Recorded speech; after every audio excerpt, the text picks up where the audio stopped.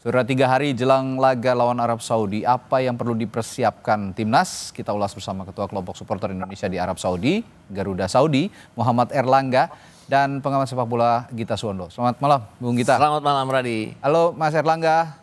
Di sana masih siang ya? Iya, selamat siang waktu Saudi. Oke, baik. Saya ke Mas Erlangga dulu. Di sana atmosfernya gimana pendukung timnas di Arab Saudi, Mas Erlangga? Pendukung timnas, alhamdulillah atmosfernya sekarang lagi bagus-bagusnya karena kita dalam 2-3 hari terakhir akhirnya sudah mendapatkan tiket yang officially, yang resmi untuk pendukung supporter Indonesia. Jadi kita lagi senang-senangnya kita bisa dapat seat dari jatah yang 4.182 ya, yang official dari Saudi Football Federation kita dapat semua, sudah distribusikan, sudah sold out.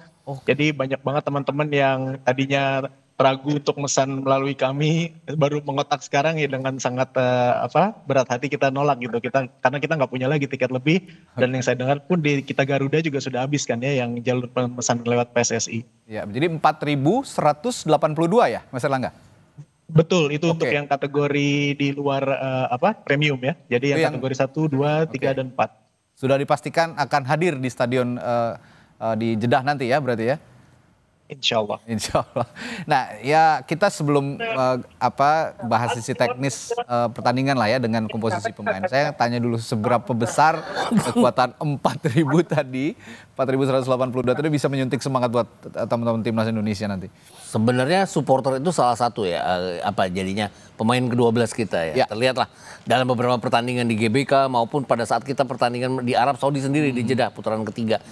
Saya harus bilang bahwa pertandingan babak pertama melawan Saudi di mana kita saat itu unggul terlebih dahulu 1-0 kemudian disamakan 1-1 itu adalah away terbaik kita selama ini. Jadi dukungan supporter ya jelas bahwa itu merupakan suntikan tersendiri bagi timnas kita. Oke. Tapi melihat ini ya saya mengacu pada beberapa pertandingan pemain-pemain timnas kita yang bermain abroad di liga-liga Eropa. Ini kan sebenarnya positif ya. Hasilnya baik ya. Hasilnya baik lah ya. Kemarin kalau kita lihat di Europa League, Lille dengan mengejutkan mengalahkan AS Roma. Di sana ada Calvin Verdong. Lalu Sassuolo juga dalam track yang bagus setelah 2 kali menang beruntun. Lawan Udinese dan Verona kemarin ya. Jai Itses bermain di sana. Sassuolo ya. Di Sassuolo. Dan belum lagi Dean James, timnya juga menang. Dengan atmosfer atau suasana pemain yang sedang bagus-bagus ya, akan berpengaruh nggak ke timnas nanti performanya? Berpengaruh iya, jelas. Makanya kalau ditanya yakin nggak sih sama tim, apalagi tim ini kan jauh lebih banyak pilihan dibandingkan yang menahan imbang Arab Saudi dan mengalahkan Arab Saudi. Yakin. Cuman saya selalu berpendapat bahwa pemain ini kan tergantung strategi pelatih. Nah, strategi pelatih ini yang saya agak ragu juga sebenarnya. Kenapa? Karena kan selama Patrick Kluivert pegang 6 pertandingan lah sudah ya, 6 pertandingan. Dia pakai 3-4-3 itu kan 2 pertandingan di mana kita menang. Kita counter attack lawan Bahrain, kita counter attack lawan China, kita dapatkan hasil positif 3 poin dan tidak kemasukan. Selebihnya pada saat kita coba dengan 2 center back kita kalah. Lawan Jepang jangan ditanya lah. Mau main berapapun akan kalah. Kemudian lawan Australia kita kan berantakan. Kemarin lawan China Taipei dengan 2 back juga yang dia bilang bahwa saya senang dengan flow permainan, nggak bisa jadi patokan juga ya. Itu kayak ngelawan kayak ngelawan tim yang benar-benar kualitasnya jauh di bawah kita. Lawan Lebanon kita menguasai jalannya pertandingan kita bagus di belakang, kita bagus di tengah. 2/3 lapangan masuk final third kan kita kayak orang bingung ya, nggak bisa bikin shot on target, nggak bisa bikin end passing. Itu aja. Saya takut dengan strateginya dia kalau istilahnya orang Belanda kopek ya, keras kepala dengan pola 2 center back ini yang bisa mencelakakan kita nantinya. Mudah-mudahan enggak. Ya. Tapi saya ingin tanya juga ke Mas Erlangga, suasana di sana atau situasi di sana. Ini kan semua mayoritas pemain timnas sudah ada di Jeddah ya, Mas Erlangga. Mereka ini tahu nggak ada suntikan moral tambahan dari 4.182 supporter yang akan hadir di sana juga nanti, Mas Erlangga? Mestinya tahu ya. Tahu ya. Karena kan juga beberapa pemain yang datang kloter pertama dan sampai yang baru datang terakhir tadi malam ya. Jay sama Nathan, itu ada beberapa perwakilan dari kami yang datang juga menjemput. Jadi kami memang persiapkan beberapa orang yang ada waktunya untuk ke bandara menjemput, walaupun tidak banyak ya, tidak terlalu banyak, tapi at least kita letting them know that di sini di Saudi kita udah siap mendukung. Oke. Dari seperti itu, dan juga komunikasi kami dengan PSSI kan, karena kami banyak komunikasi untuk urusan tiket kemarin kan, jadi sambil kita selip-selipkan pesan lah, tolong Ya, titip ya, ya. pesan ke pemain kalau kita udah siap gitu, seperti itulah. Iya, iya, iya. Nah, Garuda Saudi ini juga penting kenapa? Karena ya tahu lah ya kalau tim-tim Timur Tengah ini kalau tidak diimbangi dengan supporter juga sepertinya sangat ya. sangat-sangat mengkhawatirkan gitu, apalagi kalau bermain di kandang. Tapi yang lebih lagi cukup membawa kekhawatiran bagi publik sepak bola Indonesia adalah absennya Martin Paes dan juga Emil Audero yang Martin katanya. Paes sudah oke Tapi ya sekarang sudah membaik, ada kans untuk main. Tapi kalau memang Emil absen, sekarang Paes siap kawal, kira-kira bisa mengimbangi kemampuan Emil yang sedang gacor-gacornya nggak di Cremonense ini? Mungkin sekualitas Emil Audero enggak ya. Enggak ya. Cuman pada saat pertandingan melawan Arab Saudi yang pertama di Jeddah, kemudian pertandingan ke lawan Australia di GBK, pertandingan pertama di mana 0-0, itu kan ada berbagai macam penyelamatan dilakukan oleh Paes. Jadi pada saat dia dalam kondisi terbaiknya, dia mampu melakukan apa yang Emil Audero lakukan di Cremonense maupun di tim nasional kita. Cuman kan dia udah lama nggak main, itu aja yang mesti menjadi tanda tanya. Tapi balik-balik lagi, kiper kita yang dari Liga Nasional kita, kan kualitasnya mungkin di bawah dari Paes sendiri. Itu aja mungkin pilihan ini yang agak jadi pertimbangan bagi pelatih Kluivert siapa yang akan dipasang. Karena intinya adalah kalau dibombardir oleh Arab Saudi mungkin, karena kalau kita lihat pada saat pertandingan di Jeddah itu kan kita mendapatkan berbagai macam shot on target dari mereka itu sampai ada 9 kali. Bahkan ada satu penalti yang berhasil digagalkan oleh Paes saat itu. Lawan Australia sendiri ada 6 penyelamatan dilakukan oleh Martin Paes. Itu artinya peran dari seorang penjaga gawang baik Emil Audero maupun Martin Paes sangat luar biasa bagi timnas kita. Ya, dan saya juga ingin mengulas sedikit ini soal mepetnya kedatangan para pemain. Kedatangan para pemain obrot ini kan sangat mepet. Sedangkan lagi-lagi nih ya, kalau bicara tim-tim Timur Tengah memang ada aja akalnya gitu. Lagi-lagi liga di Saudi ini sudah diberhentikan dari beberapa waktu yang lalu, sehingga mereka punya waktu yang panjang untuk bersiap menghadapi Indonesia. Gimana lihat kondisi seperti ini? Liga kita kan juga diberhentikan kan, week 8 akhirnya begitu, ngikut. Yang ngikut, tapi hanya 12 orang yang bisa ke sana. Betul. Dengan ditambah JEZS, kemudian ada Martin Paes juga datang, kita baru 15 orang yang bergabung sampai saat ini.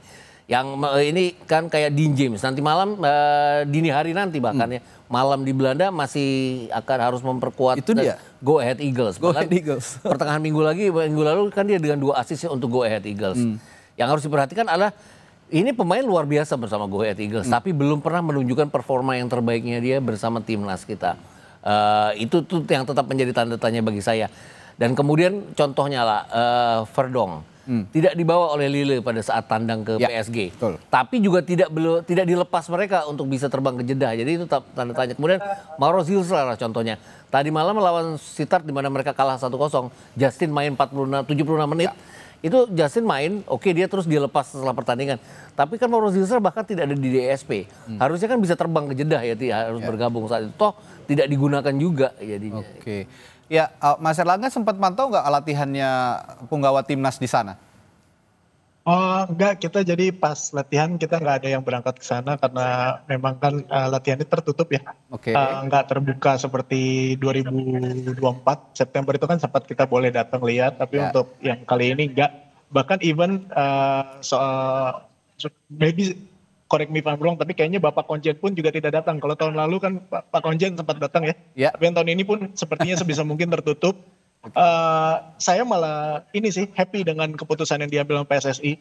Dengan hotel yang baru yang dipilih tahun ini pun, kalau saya lihat dari areanya itu areanya sangat secure. Untuk masuk ke dalam ada gate yang dijaga security, nggak seperti tahun lalu di mana hotelnya bisa diakses dengan gampang oleh siapa aja. Betul. Jadi mudah-mudahan langkah-langkah ini yang diambil PSSI bisa membantu pemain-pemain kita untuk fokus, tidak terlalu terganggu dengan hal-hal yang non-teknis. Dan kondisi yang privat ini tentu saja akan memberikan kejutan bisa saja ya nanti bersama Arab Saudi saat bertemu. Karena kalau tahun kemarin mungkin ada yang ngintip-ngintip strategi. Sekarang benar-benar private ya, begitu ya Mas Erlangga ya? Iya, yang kami lihat seperti itu ya. Oke. Nah, kalau ini kan ada dikabarkan juga Martin Paes sudah siap gantikan Emil Audero. Sudah ada teman-teman di Saudi, Garuda Saudi sudah memantau kehadiran Paes di sana, Martin Paes?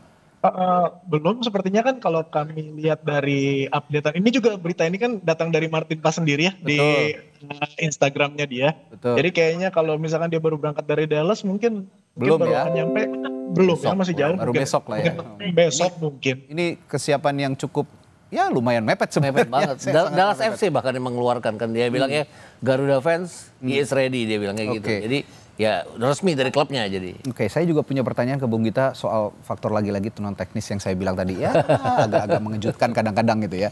Wasit asal Kuwait Ahmad Al Ali, Yap. ini akan memimpin pertandingan lagi-lagi yang memimpin dari Timur Tengah. Gimana nih ceritanya? Padahal ketua umum PSSI kita Sudah minta sudah ini ya. nego ya, kalau bisa ya jangan dari Timur Tengah dong gitu supaya fair. Secara peraturan memang tidak dilarang. Tapi secara peraturan kan dilarang adalah tidak boleh dipimpin oleh wasit dari kedua negara, salah satu dari kedua negara. Tapi ya itu tadi sifat seuzonnya manusia jadi jadi berpikir bahwa akan ada apa-apa. Kita kan mengacu pada peristiwa pada saat kita dirugikan melawan Bahrain ya. Dari 90+6 jadi 90+9 pada saat itu dan hal-hal seperti ini non teknis. Tapi yang saya tertarik adalah apa yang dikatakan oleh pelatih Jepang ya bahwa kita harus berusaha unggul 2 gol 3 gol berhadapan dengan lawan-lawan seperti Arab Saudi, seperti Qatar. Mereka tidak punya cara untuk melakukan kecurangan non teknis. Nah itu yang harus kita lakukan mungkin ya. Persoalannya 2 gol 3 gol itu gak gampang. Gak gampang. Apalagi Intinya kita nggak boleh ketinggalan terlebih dahulu. Karena kalau ketinggalan terlebih dahulu adalah masalah guling-gulingan yang mereka lakukan. Bahkan kalau kita unggul pun mereka akan melakukan segala cara ya. Saya yakin juga lewat VAR atau segala macam. Tanpa bermaksud curiga terhadap mereka. VAR itu kan sudah beberapa kali ya keputusan VAR kadang-kadang bersifatnya kontroversial. ada beberapa hal yang mengejutkan sepertinya memang sepertinya tim-tim di Timur Tengah melihat Indonesia seprogresif ini. Jadi ya begitu. Kalau ngeliat individunya memang lebih menakutkan ya. Lebih menakutkan. Saya terakhir ke Mas Erlangga. Mas Erlangga, kalau dari tim Saudi sendiri kabar yang paling baru apa yang bisa disampaikan kira-kira untuk pecinta sepak bola di Indonesia? Persiapan mereka sejauh mana sejauh ini?